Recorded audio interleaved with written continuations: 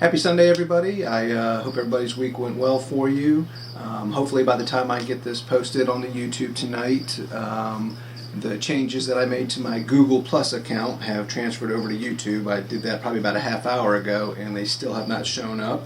I went ahead and did a new logo image using a profile pic of one of the night Anolis, and it's Chuck Horn, the Lizard Room. I did that logo in Photoshop Elements, and they say that that's an easy system to get used to. Maybe I'm just technically illiterate when it comes to the graphic software like that, but it took me a while to curve the text and all that stuff. But I finally got it done, and I'm going to post a link to a couple of the websites that I went to on YouTube that I use as tutorials to kind of help me do that. So anyways, and I also changed the name of the site from just my name, Chuck Horn. I changed it to Chuck Horn, the Lizard Room. I think it's appropriate. There's a lot more lizards in this house than there are any other living animals, and obviously the room that I'm in now is full of lizards. Have a fish tank, have tortoises, have some furry critters, but like I talked about in my last video, affectionately this room is known as the Lizard Room. But you know, it's just a name. I like it.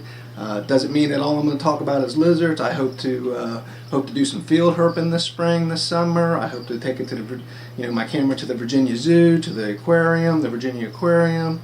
Out and about to different pet shops if they'll let me film. I hope to do all that stuff just to add some various content to my channel, and just pass on some information about this area. Southampton Roads, Chesapeake, Virginia Beach, Norfolk, and some of the cool reptile related stuff and just animal stuff and nature to do around here.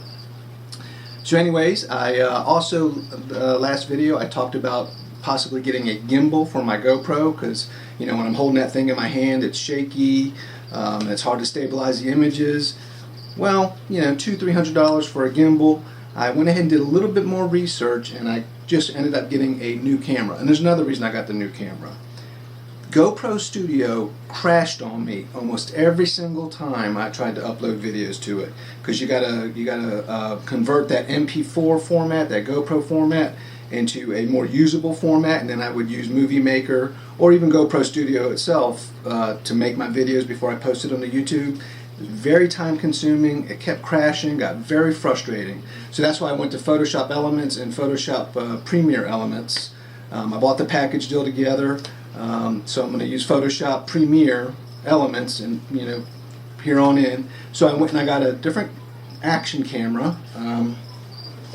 I got the Olympus Stylus TG Tracker. It had a good price, B&H Photo, $299. That price, I think that ended on the 28th, so it ended yesterday. I think today's the 29th. It's the weekend. My dates are all messed up. But anyways, that's what I'm filming on now. I like the little camera. I hope the quality is good for you guys. It uploads right into Photoshop Elements and Photoshop Premiere Elements, and I don't have to do all the conversion stuff, and it hasn't crashed on me yet, even though I've just been playing with it a little bit. So logo change to the channel, name change to the channel, got some new technology, some new hardware to film the channel. I like the camera so far. It is definitely different than a GoPro, but I enjoy it. So tonight, since I struggled with that logo, took me hours to get that thing done, I'm just going to do, this is going to be just real short. I yesterday was able to walk in on one of the female Anolis smallwoodi doing some egg laying behavior, like she was trying to cover up the egg. So I set up the tripod real quick to get out of the room so I didn't disturb her. So I got some footage of that, and then I got some footage of me recovering the egg, and I was narrating while I did that, so probably that's what we'll see last. But anyways, I always say 5-6 minutes, it ended up being 10-12 minute video, but this should be a short video.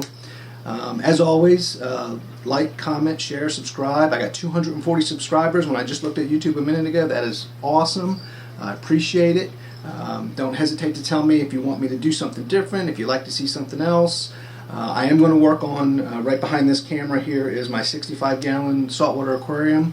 It has a undulated triggerfish in it. His name is Shamrock. I've had him almost 10 years. I got him in 2008, size of a quarter.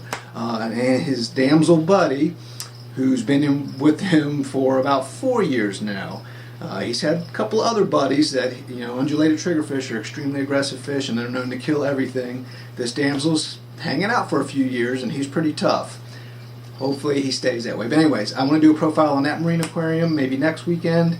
And just keep you guys up to date on stuff that's going on here at Chuck Horn, the Lizard Room. So I'll sign off for now. Have a great week and take it easy.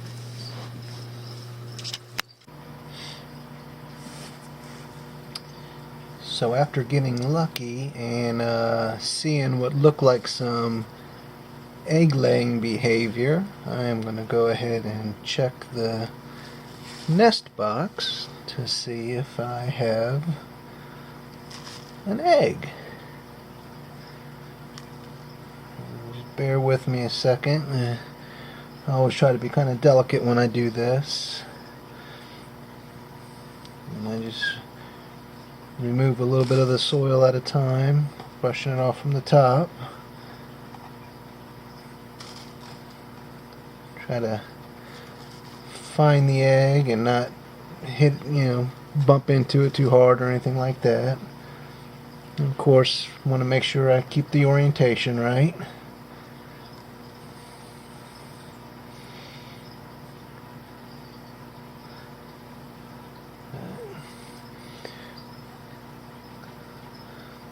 So this is just about 2 inches of the jungle mix, jungle earth mix. I think it's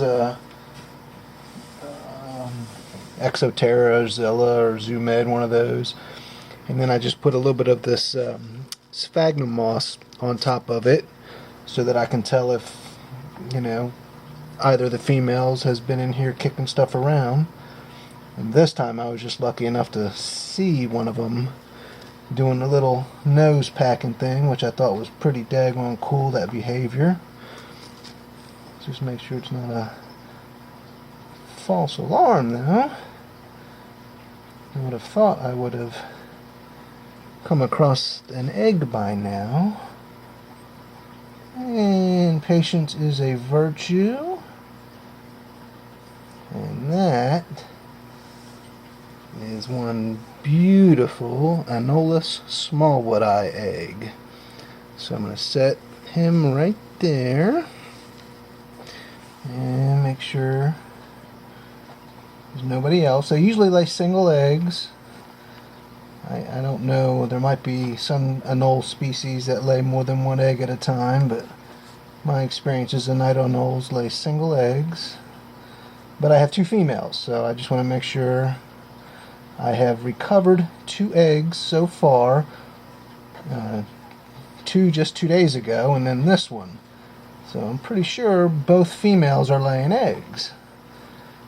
But so one of them, I'm not sure, probably was in here for a while. It was quite small when I recovered it. So I don't know if it's going to prove viable if I got it in time or not. So that looks like it's it. And while I'm doing this, if I notice any droppings in here, I remove the droppings, they're feces. And just put all this stuff back. And I will do an update on the incubator. I have 4 eggs incubating right now, 3 smallwoodi. Again, 2 of them I recovered just 2 days ago, this one now. And I have 1 equestrus egg that I recovered 2 days ago. So, hopefully they're all, fertile and fertilized, and take that out. And so I just put this in here, and that way it's easy for me to tell if they've been in here digging around. So, I'm going to go ahead and shut this off, get that bad boy in the incubator. Look at that. That is awesome. That is an awesome Anolis smallwoodi egg. Alright. That's it for now.